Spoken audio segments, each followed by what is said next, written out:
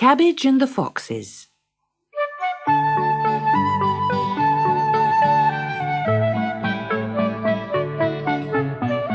Cabbage belonged to a little girl called Helen.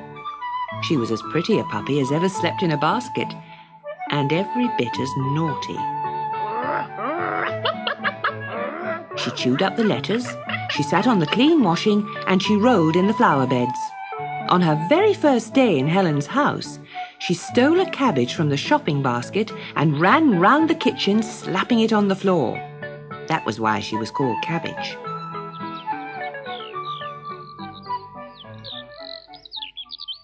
One day, Helen and Cabbage were playing by the garden pond. Cabbage was barking at the goldfish, trying to snap them up when they plopped out of the water. Helen's mother called, "Tea's ready." "Stay right here, Cabbage," said Helen. "I won't be long." A wicked gleam came into Cabbage's eyes. "Aha! Here's my chance to sniff round the dustbins without getting smacked." But on the other side of the fence, a mother fox was out with her 3 cubs.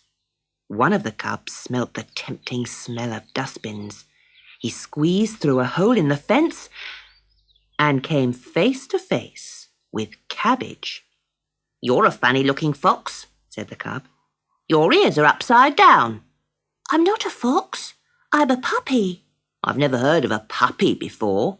Are you—" But the mother fox called, "Come back here, you bad cub."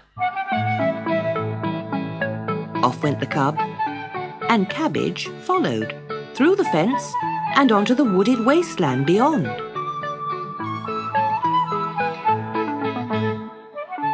When Helen came out of the house, she called, "Cabbage! Come here, Cabbage! Where are you?" But Cabbage had gone. The mother fox noticed the stranger among her cubs, but she was in too much of a hurry to drive Cabbage away. Back home in the wood, she was happy for her to stay and play.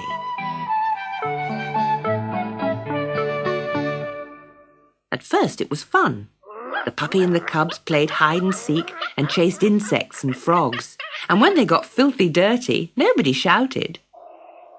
But soon it got dark, and the air turned damp and chilly. "What's for dinner?" asked Cabbage. "Bones from a bin, insects and rabbit's ears," said her new friends.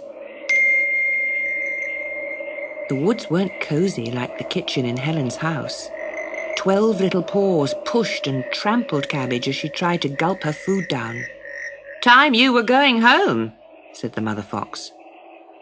Cabbage looked around at the shadows, which were full of frightening noises. "But I don't know my way home." The mother fox understood. "You can stay with us tonight." The fox family slept in a hole in the ground, all piled on top of one another. During the night, rain seeped into the foxhole. "I don't like being a fox," thought Cabbage.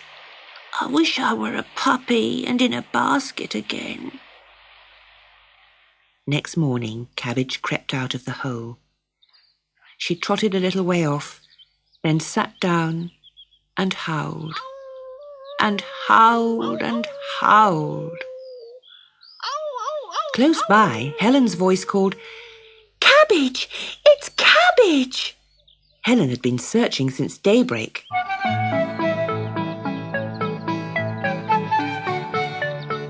When Cabbage saw Helen running towards her, she wagged her tail and barked happily. "Cabbage!" shouted Helen, cuddling her little dog. "Don't you ever run away again." And Cabbage thought, "I won't. At least, not until foxes have more fun than puppies."